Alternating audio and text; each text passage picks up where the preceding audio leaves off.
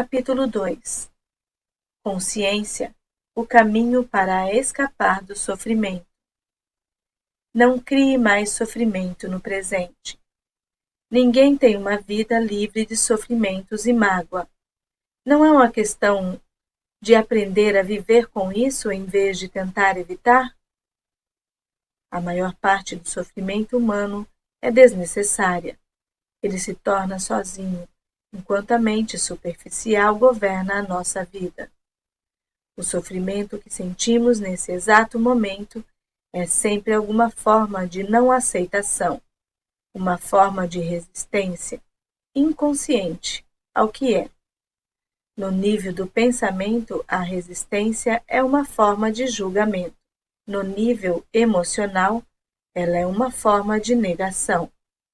O sofrimento varia de intensidade de acordo com o nosso grau de resistência ao momento atual. E isso, por sua vez, depende da intensidade com que nos identificamos com as nossas mentes. A mente procura sempre negar e escapar do agora. Em outras palavras, quanto mais nos identificamos com as nossas mentes, mais sofremos.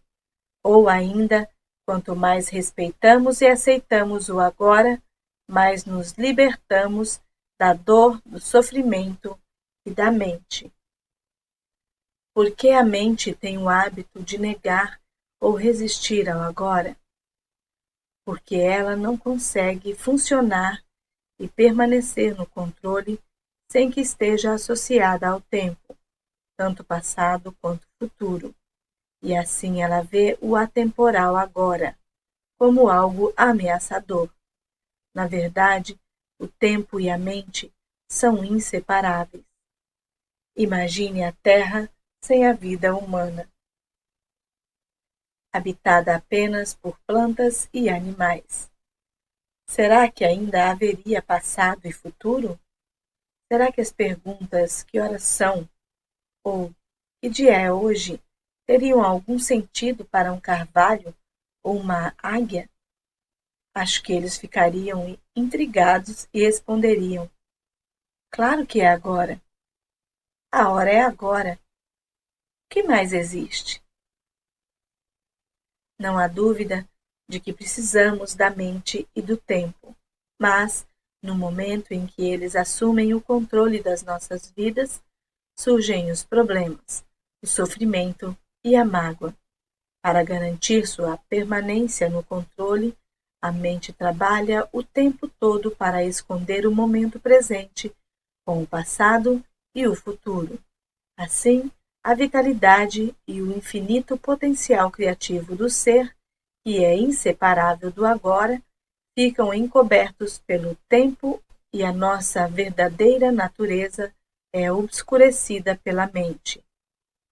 Todos nós sofremos ao ignorar ou negar cada momento precioso ou reduzi-lo a um meio para alcançar algo no futuro, algo que só existe em nossas mentes, nunca na realidade. O tempo acumulado na mente humana encerra uma grande quantidade de sofrimento cuja origem está no passado.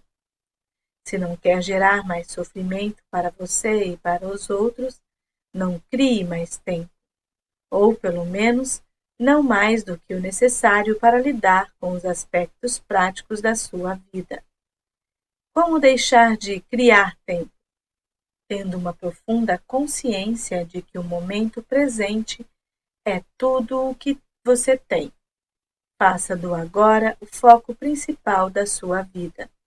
Se antes você se fixava no tempo e fazia rápidas visitas ao agora, inverta essa lógica, fixando-se no agora e fazendo visitas rápidas ao passado e ao futuro quando precisar lidar com os aspectos práticos da sua vida. Diga sempre sim ao momento atual. O que poderia ser mais insensato do que criar uma resistência interior a alguma coisa que já é? O que poderia ser mais insensato do que se opor à própria vida, que é agora e sempre agora?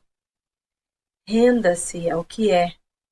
Diga sim para a vida e veja como, de repente, a vida começa a trabalhar mais a seu favor em vez de contra você. Às vezes, o momento atual é inaceitável, desagradável ou terrível. As coisas são como são. Observe como a mente julga continuamente o comportamento, atribuindo nomes às coisas. Entenda como esse processo cria sofrimento e infelicidade.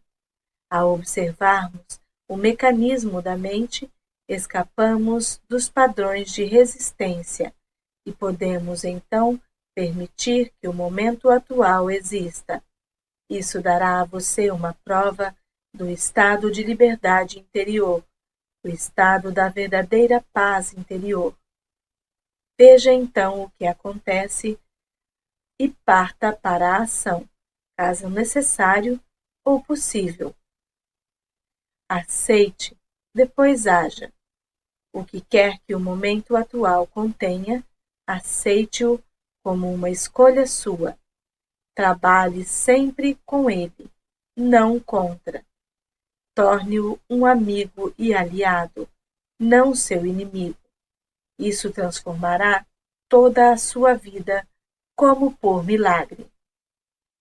Dissolvendo o sofrimento do passado. Enquanto não somos capazes de acessar o poder do agora, vamos acumulando resíduos de sofrimento emocional. Esses resíduos se misturam ao sofrimento do passado e se alojam em nossa mente e em nosso corpo. Isso inclui o sofrimento vivido em nossa infância, causado pela falta de compreensão do mundo em que nascemos. Todo esse sofrimento cria um campo de energia negativa que ocupa a mente e o corpo. Se olharmos para ele como uma entidade invisível com características próprias, estaremos chegando bem perto da verdade. É o sofrimento emocional do corpo. Apresenta-se sob duas modalidades, inativo e ativo. O sofrimento pode ficar inativo 90% do tempo, ou 100% ativado em alguém profundamente infeliz. Algumas pessoas atravessam a vida quase que inteiramente tomadas pelo sofrimento, enquanto outras passam por ele em algumas situações que envolvem relações familiares e amorosas, lesões físicas ou emocionais, perdas do passado, abandono, etc.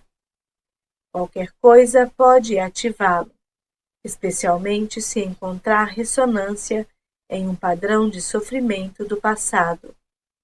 Quando o sofrimento está pronto para despertar do estágio inativo, até mesmo uma observação inocente feita por um amigo ou um pensamento é capaz de ativá-lo. Alguns sofrimentos são irritantes, mas inofensivos, como é o caso de uma criança que não para de chorar. Outros são monstros destrutivos e mórbidos, verdadeiros demônios. Alguns são fisicamente violentos, outros emocionalmente violentos. Eles podem atacar tanto as pessoas à nossa volta quanto a nós mesmos, seus hospedeiros. Os pensamentos e sentimentos relativos à nossa vida tornam-se, então, profundamente negativos e autodestrutivos. Doenças e acidentes frequentemente acontecem desse modo. Alguns sofrimentos podem até levar uma pessoa ao suicídio. Às vezes, levamos um choque ao descobrir uma faceta detestável em alguém que pensávamos conhecer bem. Entretanto, é mais importante observar essa situação em nós mesmos do que nos outros. Preste atenção a qualquer sinal de infelicidade em você, qualquer que seja a forma, pois talvez seja o despertar do sofrimento. Ele pode se manifestar como uma irritação, um sinal de impaciência, um ar sombrio, um desejo de ferir, sentimentos de raiva, ira, depressão ou uma necessidade de criar algum tipo de problema em seus relacionamentos. Agarre o sinal no momento em que ele despertar de seu estado inativo. O sofrimento deseja sobreviver, mas, para isso, precisa conseguir que nos identifiquemos inconscientemente com ele. Portanto, quando o sofrimento toma conta de nós, cria uma situação em nossas vidas que reflete a própria frequência de energia da qual ele se alimenta. Sofrimento só se alimenta de sofrimento. Não consegue se alimentar de alegria. Acha-a indigesta. Quando o sofrimento nos domina, faz com que desejemos ter mais sofrimento. Passamos a ser vítimas ou perpetradores. Queremos infligir sofrimento ou senti-lo, ou ambos. Na verdade, não há muita diferença entre os dois. É claro que não temos consciência disso e afirmamos que não queremos sofrer. Mas preste bem atenção e verá que o seu pensamento e o seu comportamento estão programados para continuar com o sofrimento, tanto para você quanto para os outros. Se você estivesse consciente disso, o padrão iria se desfazer, porque desejar mais sofrimento é uma insanidade, e ninguém é insano conscientemente. O sofrimento, a sombra escura projetada pelo ego, tem medo da luz da nossa consciência. Teme ser descoberto. Sobrevive graças à nossa identificação inconsciente com ele, assim como ao medo inconsciente de enfrentarmos o sofrimento que vive dentro de nós. Mas, se não o enfrentarmos, se não direcionarmos a luz da nossa consciência para o sofrimento, seremos forçados a revivê-lo. O sofrimento pode nos parecer um monstro perigoso, mas eu lhe garanto que se trata de um fantasma frágil. Ele não pode prevalecer sobre o poder da nossa presença. Alguns ensinamentos espirituais dizem que todo sofrimento é, em última análise, uma ilusão. E isso é verdade. A questão é se isso é uma verdade para você. Acreditar simplesmente não transforma nada em verdade. Você quer sofrer para o resto da vida e permanecer dizendo que é uma ilusão? Será que essa atitude livra você do sofrimento? O que nos interessa aqui é o que podemos fazer para vivenciar essa verdade, ou seja, torná-la real em nossas vidas. Portanto, o sofrimento não quer que nós o observemos diretamente e vejamos o que ele realmente é. No momento em que o observarmos, sentimos seu campo energético dentro de nós e desfazemos nossa identificação com ele. Surge uma nova dimensão da consciência. Chamo a isso presença. Passamos a ser testemunhas ou observadores do sofrimento. Isso significa que ele não pode mais nos usar, fingindo ser nosso eu interior. Então, não temos mais como realimentá-lo. Aqui está nossa mais profunda força interior. Acabamos de acessar o poder do agora. O que acontece ao sofrimento quando nos tornamos conscientes o bastante para romper a nossa identificação com ele? A inconsciência cria o sofrimento. A consciência transforma o sofrimento nela mesma. São Paulo expressa esse princípio universal de uma forma linda ao dizer: tudo é revelado ao ser exposto à luz, e o que for exposto à própria luz se torna luz. Assim como não se pode lutar contra a escuridão, não se pode lutar contra o sofrimento.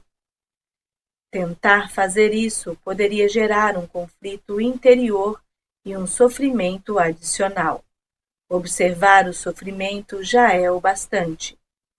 Observá-lo implica aceitá-lo como parte do que existe naquele momento. O sofrimento consiste na energia vital aprisionada que se desprendeu do campo energético total e se fez temporariamente autônoma através de um processo artificial de identificação com a mente. Ela se volta para dentro de si mesma e se torna algo contrário à vida, como um animal tentando comer o próprio rabo. Por que você acha que a nossa civilização se tornou tão autodestrutiva? Acontece que as forças destrutivas da vida ainda são energia vital. Mesmo quando começamos a deixar de nos identificar e nos tornamos observadores, o sofrimento ainda continua a agir por um tempo e vai tentar fazer com que voltemos a nos identificar com ele. Embora não esteja mais recebendo a energia originada da nossa identificação com ele, o sofrimento ainda tem sua força, como uma roda gigante que continua a girar, mesmo quando deixa de receber o impulso. Neste estágio, o sofrimento pode até ocasionar dores em diversas partes do corpo, mas elas não vão durar. Esteja presente, fique consciente. Vigie o seu espaço interior. Você vai precisar estar presente e alerta para ser capaz de observar o sofrimento de um modo direto e sentir a energia que emana dele. Agindo assim, o sofrimento não terá força para controlar o seu pensamento. No momento em que o seu pensamento se alinha com o campo energético do sofrimento, você está se identificando com ele e, de novo, alimentando-o com os seus pensamentos. Por exemplo, se a raiva é a vibração de energia que predomina no sofrimento e você alimenta esse sentimento, insistindo em pensar no que alguém fez para prejudicá-lo ou no que você vai fazer em relação a essa pessoa, é porque você já não está mais consciente e o sofrimento se tornou você. Onde existe raiva, existe sempre um sofrimento oculto. Quando você começa a entrar em um padrão mental negativo e a pensar como a sua vida é horrorosa, isso quer dizer que o pensamento se alinhou com o sofrimento e que você se tornou inconsciente e vulnerável a um ataque do sofrimento. Utilizo a palavra inconsciência no presente contexto para expressar uma identificação com o padrão mental ou emocional. Isso implica a ausência completa do observador. Manter-se em um estado de alerta consciente destrói a ligação entre o sofrimento e o mecanismo do pensamento e aciona o processo de transformação. É como se o sofrimento se tornasse o combustível para a chama da consciência, resultando em um brilho de mais intensidade. Esse é o significado esotérico da antiga arte da alquimia, a transformação do metal não precioso em ouro, do sofrimento em consciência. A separação interior cicatriza e você se torna inteiro outra vez. Cabe a você, então, não criar um sofrimento adicional. Resumindo o processo, Concentre a atenção no sentimento dentro de você. Reconheça que é o sofrimento. Aceite que ele esteja ali. Não pense a respeito. Não permita que o sentimento se transforme em pensamento. Não julgue nem analise. Não se identifique com o sofrimento. Esteja presente e observe o que está acontecendo dentro de você. Perceba não só o sofrimento emocional, mas também a presença de alguém que observa, o observador silencioso. Esse é o poder do agora, o poder da sua própria presença consciente. Veja então o que acontece. Em inúmeras mulheres, o sofrimento manifesta-se em particular no período anterior ao fluxo menstrual. Mais adiante, comentarei as razões pelas quais isso acontece. No momento, o importante é que você seja capaz de estar alerta e presente quando o sofrimento aparecer e de observar o sentimento em vez de se deixar dominar por ele. Essas atitudes proporcionam uma oportunidade para a mais poderosa das práticas espirituais e tornam possível uma rápida transformação de todo o passado. A identificação do ego com o sofrimento. O processo que acabei de descrever é extremamente poderoso, embora simples. Poderia ser ensinado a uma criança, e tenho a esperança de que um dia será uma das primeiras coisas a serem aprendidas na escola. Uma vez entendido o princípio básico do que significa estar presente observando o que acontece dentro de nós, e entendemos isso quando passamos pela experiência, teremos à nossa disposição a mais poderosa ferramenta de transformação. Não nego que podemos encontrar uma forte resistência interna tentando nos impedir de pôr fim à identificação com o sofrimento. Isso acontecerá particularmente se tivermos vivido intimamente identificados com o sofrimento emocional durante a maior parte da vida, e se tivermos investido nele uma grande parte ou mesmo todo o nosso sentido de eu interior. Isso significa que construímos um eu interior infeliz por conta do nosso sofrimento e acreditamos que somos essa ficção fabricada pela mente. Nesse caso, nosso medo inconsciente de perder a identidade vai criar uma forte resistência a qualquer forma de não identificação.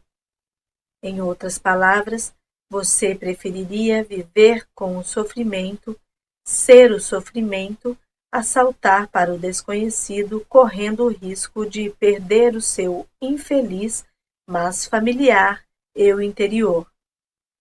Se esse é o seu caso, observe a resistência dentro de você. Observe o seu apego ao sofrimento. Esteja muito alerta. Observe como é estranho ter prazer em ser infeliz. Observe a compulsão de falar ou pensar a esse respeito.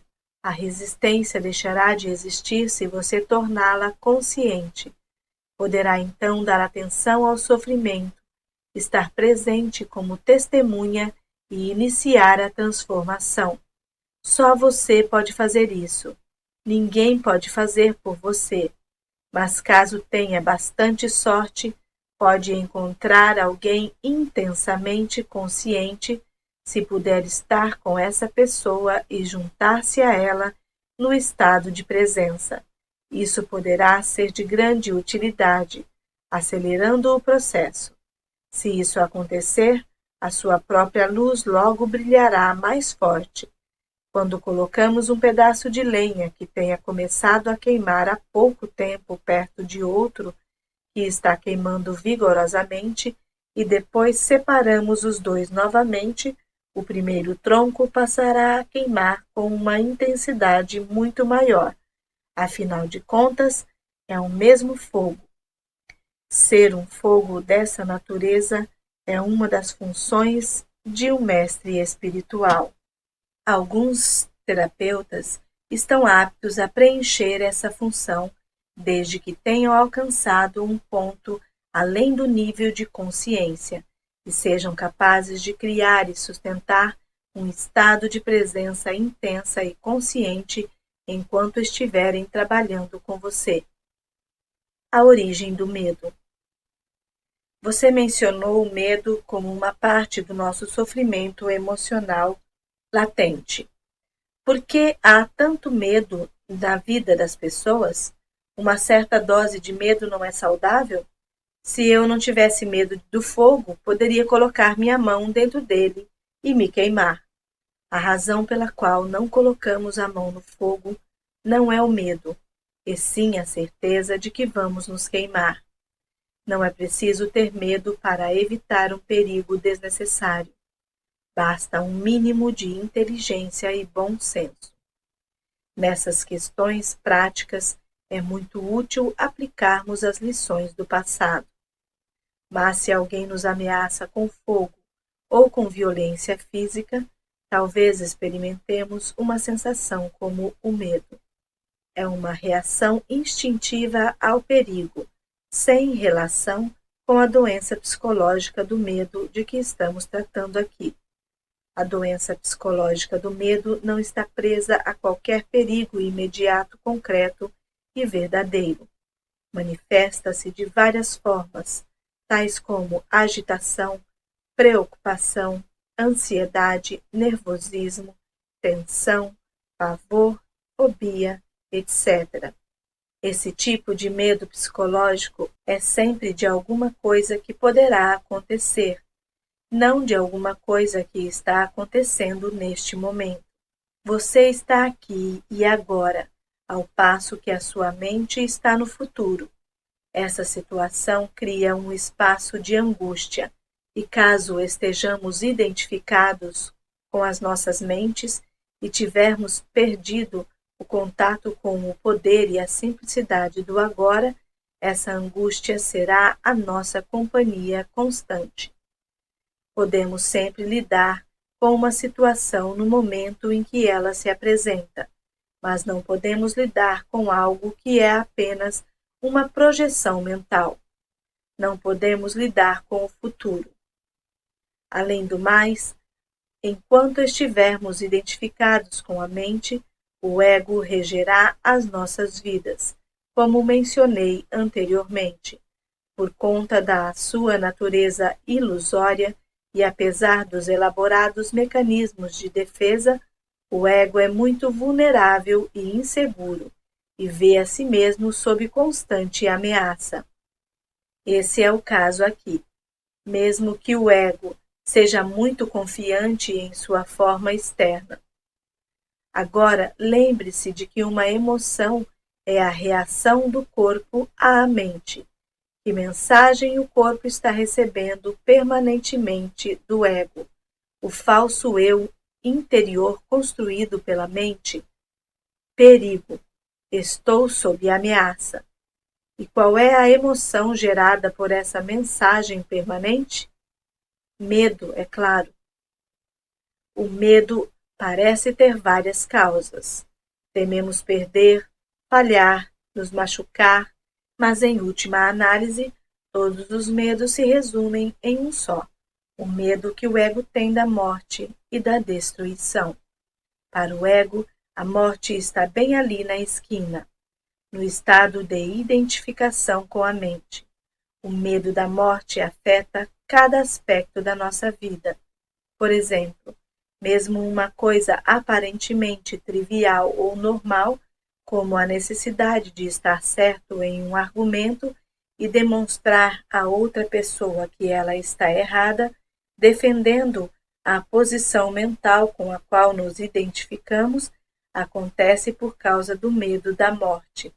Se estivermos identificados com uma atitude mental e descobrirmos que estamos errados, nosso sentido de eu interior baseado na mente corre um sério risco de destruição. Portanto, Assim como o ego, você não pode errar. Errar é morrer. Muitas guerras foram travadas por causa disso, e inúmeros relacionamentos foram destruídos. Uma vez que não estejamos mais identificados com a mente, não faz a menor diferença para o nosso eu interior estarmos certos ou errados. Assim, a necessidade compulsiva e profundamente inconsciente de ter sempre razão, o que é uma forma de violência, vai desaparecer. Você poderá declarar de modo calmo e firme como se sente ou o que pensa a respeito de algum assunto, mas sem agressividade ou qualquer sentido de defesa. O sentido do eu interior passa a se originar de um lugar profundo e verdadeiro dentro de você, não mais de sua mente. Tenha cuidado com qualquer tipo de defesa dentro de você. Está se defendendo de quê? De uma identidade ilusória, de uma imagem em sua mente, de uma entidade fictícia? Ao trazer esse padrão à consciência, ao testemunhá-lo, você deixa de se identificar com ele. Sob a luz da sua consciência, o padrão de inconsciência irá se dissolver rapidamente. Esse é o fim de todos os argumentos e jogos de poder tão prejudiciais aos relacionamentos. O poder sobre os outros é a fraqueza disfarçada de força. O verdadeiro poder é interior e está à sua disposição agora.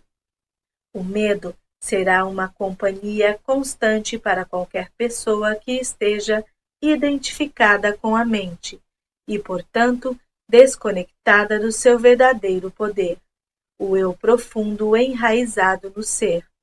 O número de pessoas que conseguiram alcançar o ponto além da mente ainda é extremamente pequeno, o que nos leva a presumir que, virtualmente, todas as pessoas que você encontra ou conhece vivem em um estado permanente de medo. Só o que varia é a intensidade. Ele flutua entre a ansiedade e o pavor numa ponta da escala e um desconfortável, vago e distante sentido de ameaça na outra. Muitas pessoas só tomam consciência disso quando o medo assume uma de suas formas mais agudas. A busca do ego pela plenitude. Um outro aspecto do sofrimento emocional é uma profunda sensação de falta, de incompletude, de não se sentir inteiro. Em algumas pessoas, isso é consciente, em outras, não. Quando está consciente, a pessoa tem uma sensação inquietante de que não é respeitada ou boa o bastante.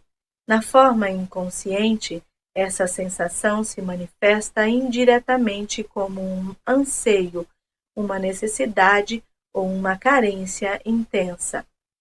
Em ambos os casos, as pessoas podem acabar buscando compulsivamente uma forma de gratificar o ego e preencher o buraco que sentem por dentro.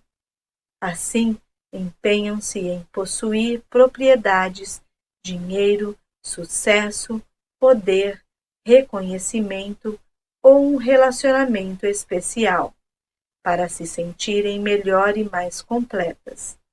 Porém, mesmo quando conseguem todas essas coisas, percebem que o buraco ainda está ali e não tem fundo. As pessoas veem, então, que estão realmente em apuros, porque não podem mais se enganar.